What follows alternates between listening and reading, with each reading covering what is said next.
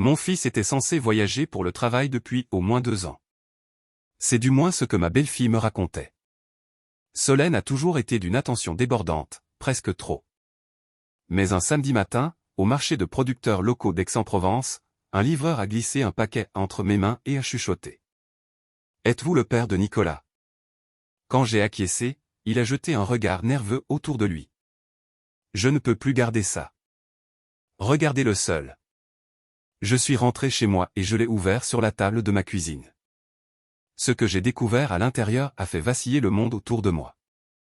Avant de vous révéler le contenu de ce paquet, j'ai besoin de savoir d'où vous lisez ce récit et quelle heure il est chez vous. Le marché du samedi matin sur la place des Prêcheurs était mon rituel hebdomadaire depuis des décennies. À 65 ans, j'avais appris à trouver du réconfort dans le rythme familier. Choisir les tomates de Marmande sur l'étal de Madame Marthe, échanger des banalités sur la météo avec des voisins qui me connaissaient depuis que Rose et moi avions acheté notre masse provençale il y a 40 ans. L'air d'octobre portait cette fraîcheur particulière qui me rappelait des époques plus simples. Je m'appelle Henri Hamon. Pendant 3 ans, 2 mois et 8 jours, j'avais répété à tout le monde que mon fils, Nicolas, réussissait brillamment sa carrière de consultant à l'étranger. Dubaï, Singapour, Tokyo. Sa femme, Solène, l'expliquait avec une aisance déconcertante dès qu'on l'interrogeait. La vie d'un cadre moderne, disait-elle avec un sourire qui n'atteignait jamais ses yeux. Je voulais la croire. Dieu sait que j'ai essayé. J'examinais des pommes de fin de saison quand j'ai senti que quelqu'un m'observait. Monsieur Hamon. La voix appartenait à un homme d'une trentaine d'années, portant l'uniforme d'une société de livraison, le visage livide. Ses mains tremblaient en me tendant un paquet enveloppé de papier craft. « Vous êtes le père de Nicolas Hamon. »« C'est moi, » répondis-je en posant mon panier. « Est-ce que je vous connais ?»« Non, monsieur. Mon nom est Damien Morel. » Il regardait la foule du marché comme un cerf flairant des loups. J'y effectuais des livraisons pour quelqu'un. Et j'ai vu votre fils et je. Sa voix tomba à un simple murmure. Je ne peux plus garder ça. La vérité compte, monsieur Hamon. Quoi qu'il vous ait dit, la vérité compte. Il pressa le paquet contre moi avec une urgence soudaine, puis recula. Je suis désolé. J'ai essayé de bien faire, mais j'ai une famille. Je ne peux pas. Il disparut dans la foule avant que je puisse l'interroger. J'ai atteint ma camionnette avant que mes mains ne se mettent à trembler. Le paquet trônait sur le siège passager, une enveloppe anodine dissimulant ce qui avait poussé un inconnu à me traquer avec la peur dans les yeux. J'ai parcouru les 15 kilomètres jusqu'à la maison en mode automatique. Le mas se dressait au bout d'une longue allée de gravier, entourée de 12 hectares de vignes et d'oliviers sur lesquels Rose et moi avions bâti notre vie. Depuis son décès il y a 2 ans, le silence était devenu un poids logé dans chaque recoin vide. J'ai posé le paquet sur la table de la cuisine, cette même surface en chai où nous avions partagé tant de repas, et j'ai forcé mes doigts à rester stables. À l'intérieur, j'ai trouvé une clé USB, une lettre pliée et une photographie qui a arrêté mon cœur. La photo montrait Nicolas. C'était indéniablement mon fils, malgré ses joues creusées et ce regard hanté que je ne lui avais jamais connu. Il se tenait devant un mur de béton, tenant un exemplaire du journal Le Monde. La date était visible. Le 14 avril de cette année, il y a 6 mois. Mais ce n'était pas seulement l'apparence de Nicolas qui me glaçait le sang. C'était le décor, l'aspect institutionnel de l'arrière-plan, la façon dont il semblait poser à contre-cure, comme sous la contrainte. Ce n'était pas un voyage d'affaires. Ce n'était ni Dubaï, ni Singapour. La lettre commençait simplement. Monsieur Hamon, je m'appelle Damien Morel. Je travaille pour Express Colis. Depuis 1 an, je livre des colis dans un établissement spécialisé près de Marseille pour le compte de votre belle-fille. J'ai regardé à nouveau la photo, puis la clé USB posée sur la table comme une arme chargée. Il n'était pas à Dubaï. Il n'avait jamais quitté la région. Mes mains se sont calmées et j'ai saisi la clé. Le vieil ordinateur de Rose était dans un coin. Elle me l'avait offert pour mon anniversaire il y a 3 ans, insistant pour que j'apprenne à utiliser les emails afin de rester en contact avec Nicolas à l'étranger. L'ironie ne m'échappa pas au moment de l'allumer. 6 fichiers vidéo apparurent, datés des 14 derniers mois. J'ai cliqué sur le premier. Ma cuisine se matérialisa à l'écran, la même pièce où je me trouvais, filmée sous un angle proche du plafond. L'horodatage indiquait novembre dernier, un mardi après-midi. J'ai regardé Solène entrer par la porte de service avec sa clé, se diriger directement vers le buffet où je garde mes documents financiers et photographier chaque page de mes relevés avec son téléphone. 4 minutes plus tard, elle était partie. J'étais à ma réunion du club de bridge ce jour-là. La deuxième vidéo montrait le bureau de Rose.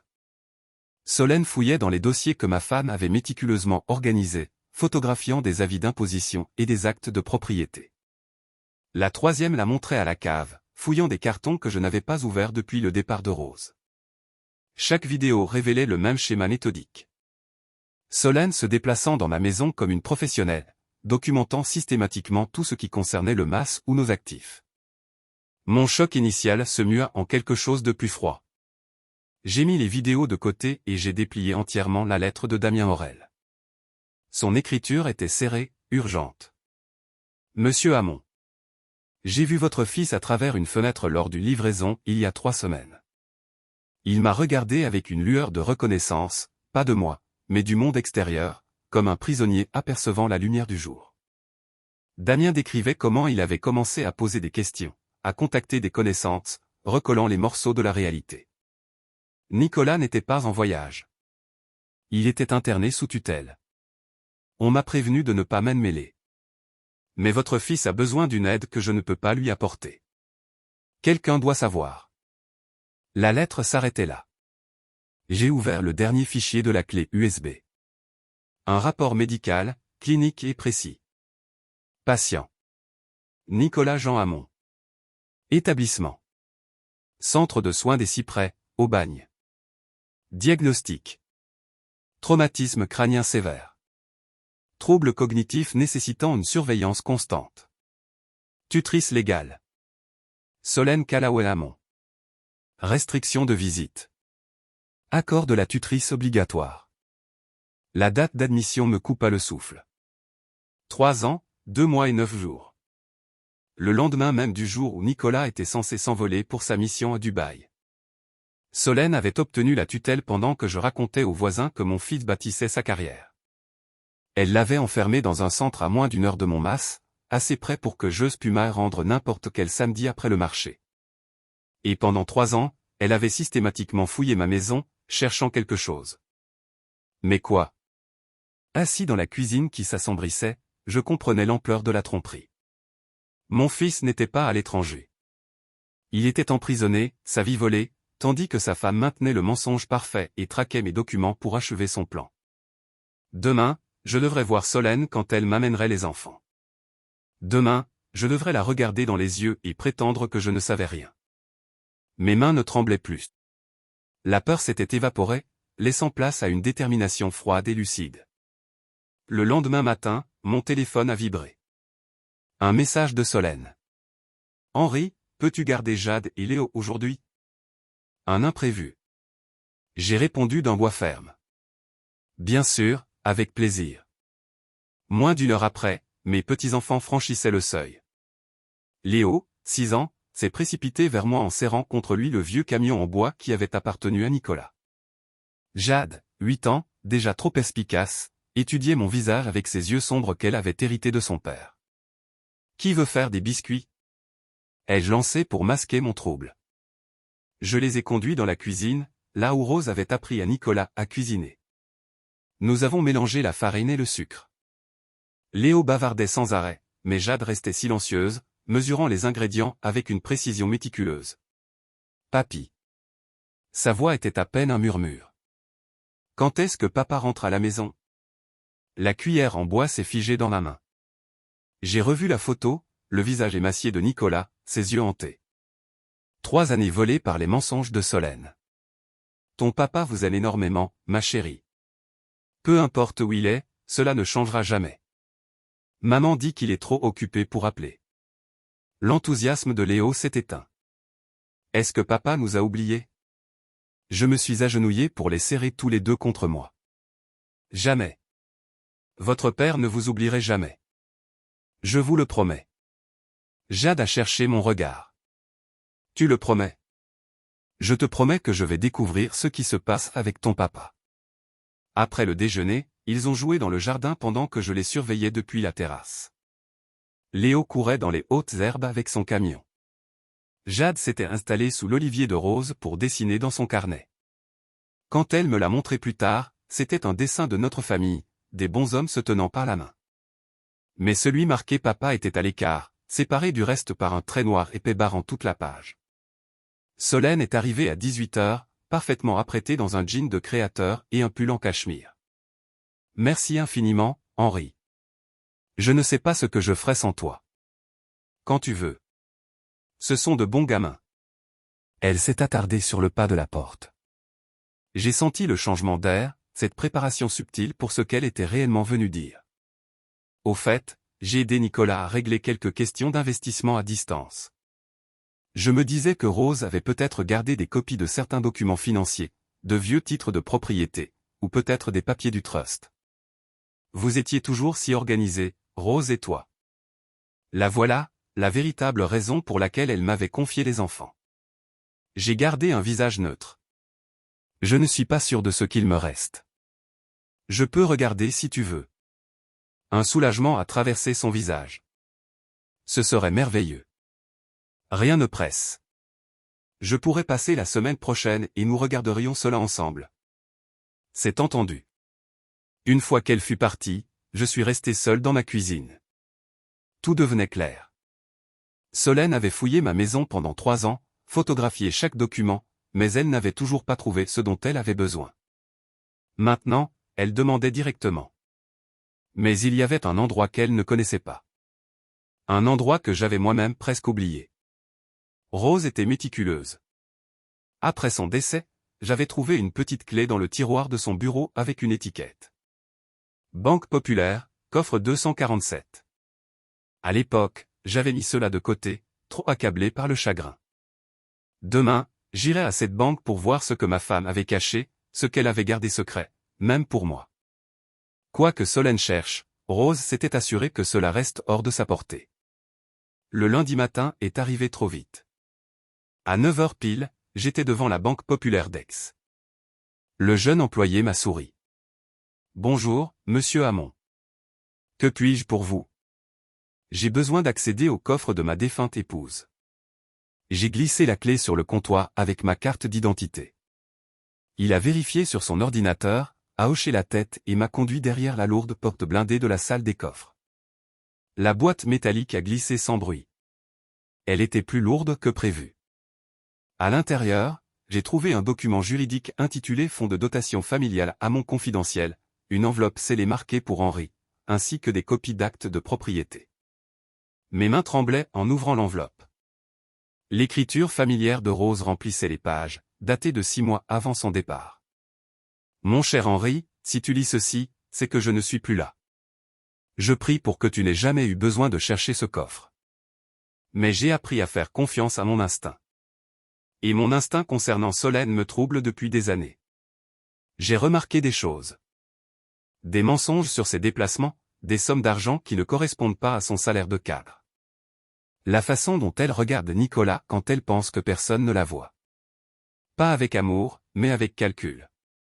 J'ai créé ce trust sans en parler à personne, sauf à Maître Maillard.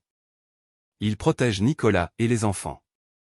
Si quoi que ce soit arrive à Nicolas, si Solène tente de contrôler ses actifs ou les nôtres, ce document l'en empêche. Le mas, les terres, tout reste protégé pour Nicolas et les petits, gérés par toi. Elle ne touchera rien. Bats-toi pour notre fils, Henri. Ne te fie pas aux réponses évidentes. Tu es plus fort que tu ne le penses. Avec tout mon amour, Rose. Je suis resté assis dans cette petite pièce de la banque, la lettre de Rose entre les mains, sentant quelque chose se briser dans ma poitrine. Ma femme savait. Elle avait senti le danger avant nous tous, et elle avait tenté de nous protéger par-delà la tombe. 20 minutes plus tard, j'entrai brusquement dans le cabinet de Maître Maillard, en centre-ville. Le vieil avocat a levé les yeux, inquiet en voyant mon visage. Henri, qu'est ce qui se passe? J'ai tout déballé.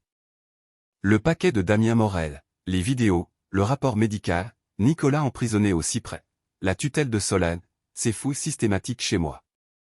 Maître Maillard a écouté sans m'interrompre, son expression s'assombrissant à chaque révélation.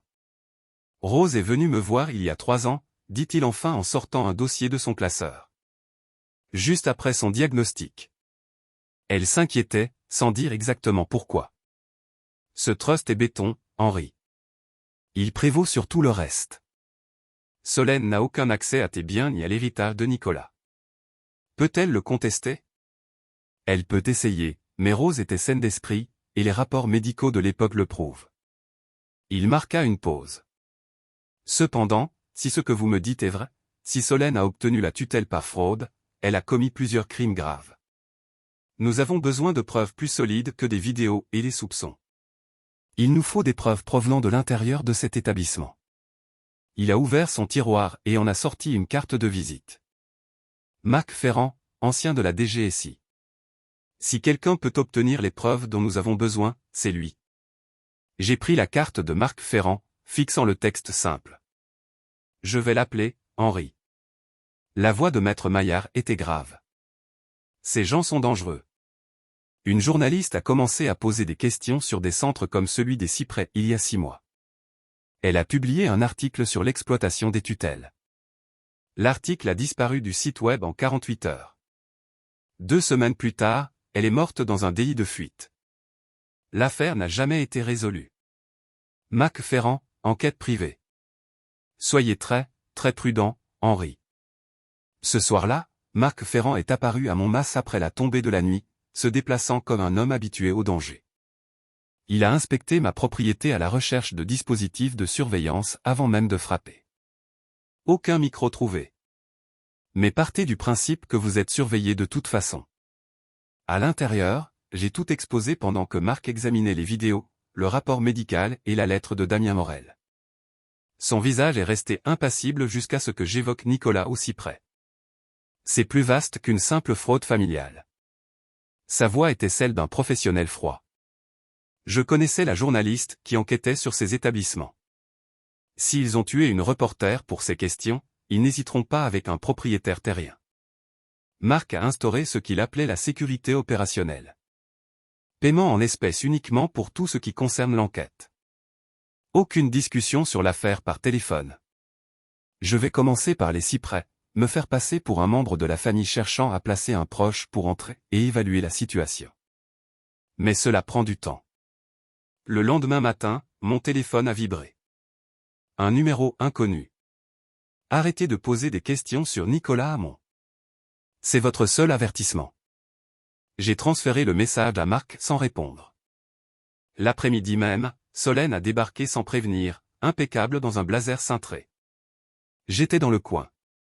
J'ai trouvé des formulaires, juste une autorisation pour les dossiers médicaux de Nicolas, pour la coordination des soins. Peux-tu signer ici? J'ai pris les papiers sans les ouvrir. Je vais d'abord demander à Maître Maillard de les examiner. Son sourire s'est crispé. C'est juste de la paperasse standard, Henri. Je ne signe rien sans avis juridique. C'est du bon sens. Quelque chose a traversé son regard, du calcul, peut-être de la colère, avant que son masque ne revienne. Bien sûr, prends ton temps. 20 minutes après lui avoir scanné le document, Maillard m'a rappelé. Ne signe pas ça. Cela donnerait à ses avocats un accès à tous tes dossiers médicaux, y compris les évaluations psychiatriques. Ils pourraient piocher n'importe quoi pour appuyer une demande de mise sous tutelle contre toi. Elle monte un dossier contre moi. J'ai bien peur que ce soit pire que ça. Le mercredi matin à 9h15, un huissier m'a remis un document officiel. Une requête pour examen de compétences. Solène Callaway Hamon demande au tribunal de déterminer si Henri Hamon est incapable de gérer ses propres affaires en raison d'oubli croissant, de rendez-vous manqués, d'accusations paranoïaques contre sa famille et de confusion sur les dates et les événements. Il y avait des déclarations jointes, notamment du docteur Sage, notant que j'avais semblé distrait lors de récentes consultations. Mon chagrin pour Rose était transformé en preuve de déclin. L'audience était prévue dans 3 semaines. Si elle gagnait, Solène contrôlerait tout. Mon mas, mes finances, ma liberté de me battre pour Nicolas. Elle ferait de moi exactement ce qu'elle avait fait de mon fils. Un prisonnier de sa tutelle. Elle essaie de me faire ce qu'elle a fait à Nicolas, ai-je dit à Maillard au téléphone. Elle va plus vite que prévu, Henri. C'est une offensive agressive. Il nous faut des preuves irréfutables que la tutelle de Nicolas est frauduleuse, et il nous les faut avant l'audience. 10 jours avant l'audience, Marc m'a appelé à l'aube. J'ai trouvé quelqu'un à l'intérieur. Elle est prête à parler. À 6 heures ce matin-là, une femme d'une trentaine d'années se tenait dans ma cuisine, des cernes sous les yeux, serrant une clé USB. Page North.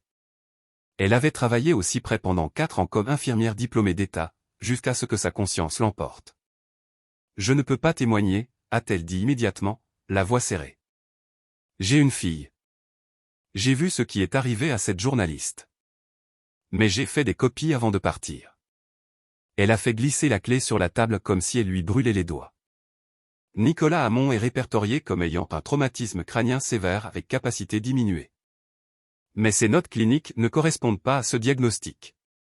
Ses évaluations cognitives montrent des fonctions normales. Il communique clairement avec le personnel quand on nous autorise à interagir avec lui, ce qui est rare.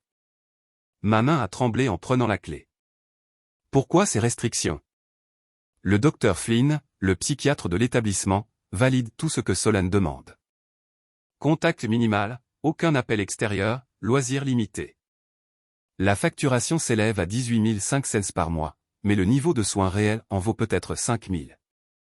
Le reste disparaît en frais administratifs. Elle a sorti des emails imprimés. J'ai reconnu le nom de Solène dans l'en-tête. Il y a des dizaines de cas comme celui de Nicolas au Cyprès. Des gens qui pourraient rentrer chez eux. C'est un système, monsieur Hamon. Et votre fils est retrouvé piégé dedans. Marc a raccompagné Page. À son retour, il m'a remis un second dossier. Des photos prises lors d'une reconnaissance nocturne des plans du centre et des plannings de garde. Solène organise un appel vidéo ce soir à 18 h avec vous, Nicolas et les enfants. Elle pense que cela jouera en sa faveur pour l'audience de compétences. La belle-fille dévouée qui maintient le lien familial. Mais nous allons observer votre fils de très près. Ce soir-là, le salon de Solène ressemblait à une mise en scène. Jade et Léo étaient assis à côté de moi sur le canapé, propres et nerveux. L'écran a vacillé, puis Nicolas est apparu. Il semblait plus maigre que sur la photo de Damien, fatigué, mais ses yeux étaient clairs. « Salut, papa », dit-il d'une voix rauque mais assurée. Les enfants ont éclaté en un bavardage joyeux. Nicolas leur a souri, a posé des questions sur l'école et sur le MAS. Chaque réponse était lucide, appropriée, présente. Puis son regard s'est ancré dans le mien. J'ai vu un clignement délibéré, un léger tapotement de ses doigts sur sa poitrine, une micro-expression qui hurlait. Je suis là. Je suis conscient. J'ai besoin que tu me vois. Solène surveillait tout, en bordure de cadre. Dimanche soir, Maître Maillard m'a appelé avec une nouvelle tragique. Damien Morel était mort. Accident de voiture sur l'autoroute A55, 3 jours après m'avoir remis le paquet. La police parlait de fatigue, mais je savais ce qu'il en était. L'audience était dans 9 jours. Le matin de l'audience, je me suis rendu au tribunal de grande instance d'Aix-en-Provence seul. La salle d'audience boisée semblait conçue pour intimider. Solène était assise de l'autre côté de l'allée, flanquée de 3 avocats. Son conseil, Maître Storm, paraissait cher et tranchant dans son costume sombre. À 9 h pile, la juge Florence est entrée. Une femme d'une 60aine d'années dont la réputation de droiture n'était plus à faire. Maître Storm a ouvert le bal avec une sympathie feinte. Votre honneur, nous sommes ici en raison de graves préoccupations concernant le déclin des capacités mentales d'Henri Hamon. Elle a présenté des rapports d'incidents, transformant chaque vérité que j'avais découverte en preuve de délire paranoïaque. Maître Maillard s'est levé. Votre honneur, monsieur Hamon n'est pas incompétent. Il a découvert une conspiration criminelle, et madame Callaway tente de le faire taire de la même manière qu'elle a fait taire son mari. Il a installé son ordinateur. Voici des enregistrements de sécurité de la résidence de monsieur Hamon. La première vidéo a rempli l'écran. Solène, utilisant sa propre clé, fouillant les dossiers financiers pendant mon absence. 6 vidéos au total, s'étalant sur 14 mois. Le visage de Solène s'est vidé de son sang. Madame Callaway a une clé, elle s'inquiétait simplement pour son beau-père. A balayé Storm. On ne vérifie pas le bien-être de quelqu'un en photographiant ses titres de propriété, a rétorqué Maillard. Nicolas Hamon n'est pas incapable. Sa tutelle a été obtenue par fraude. Nous demandons qu'il soit amené devant ce tribunal pour une expertise psychiatrique indépendante. Après une vive protestation de la défense, la juge a frappé son marteau. Si Monsieur Hamon est aussi atteint que vous le prétendez, une expertise le confirmera. Dans le cas contraire, nous aurons de sérieuses questions sur cette tutelle. J'ordonne que Nicolas Hamon soit amené ici immédiatement. À 14 heures, les portes se sont ouvertes. Ils ont fait entrer Nicolas dans un fauteuil roulant dont il n'avait pas besoin, la dernière mise en scène de Solène. Ses yeux ont trouvé les miens, brûlants d'espoir. Je n'avais pas vu mon fils depuis 3 ans, 2 mois et 8 jours. L'expert psychiatre désigné par le tribunal, le docteur Girard, a pris la parole. Votre honneur, monsieur Nicolas Hamon est parfaitement lucide. Il comprend sa situation et ne présente aucun signe des troubles décrits par l'établissement. Son maintien en institution n'a aucune base médicale. La juge a alors interrogé Nicolas. Sa voix était rauque mais claire. Ma femme a demandé la tutelle en prétendant que j'étais incompétent. Elle essaie de faire la même chose à mon père. Il est temps de dire la vérité. Il a raconté la dispute d'il y a 3 ans à propos du trust de Rose. Elle l'avait poussé dans les escaliers. Il s'était réveillé à l'hôpital, et avant qu'il ne retrouve ses esprits, elle avait verrouillé sa vie avec la complicité du docteur Flynn. Maître Maillard a alors joué une dernière pièce. Un enregistrement réalisé par Marc Ferrand pendant la suspension d'audience, où l'on entendait Solène confronter Henri dans un couloir. Tu aurais dû signer ce dont j'avais besoin, Henri. Quand Nicolas est tombé dans ces escaliers, j'ai vu une opportunité de protéger l'héritage de mes enfants. Le verdict est tombé comme un coup près. La tutelle de Nicolas Hamon est révoquée avec effet immédiat. La requête concernant Henri Hamon est rejetée. J'ordonne une enquête immédiate pour fraude à la tutelle, abus de faiblesse et tentative d'homicide. Quelques minutes après le prononcé du verdict, Solène a été menottée en plein tribunal. Elle n'a ni crié ni pleuré, elle me fixait avec une haine glaciale qu'elle n'avait plus besoin de cacher derrière un faux sourire. La gendarmerie des Bouches-du-Rhône a ouvert une enquête officielle non seulement contre elle, mais aussi contre la clinique Les Cyprès. Nicolas est rentré à la maison le soir même. Nous étions assis sur la terrasse de notre mas, regardant le soleil se coucher sur les vignobles. L'air de Provence semblait transparent et pur, comme si l'orage avait enfin balayé la poussière accumulée de toutes ces années de mensonges. Jade et Léo ne quittaient pas leur père d'une semelle.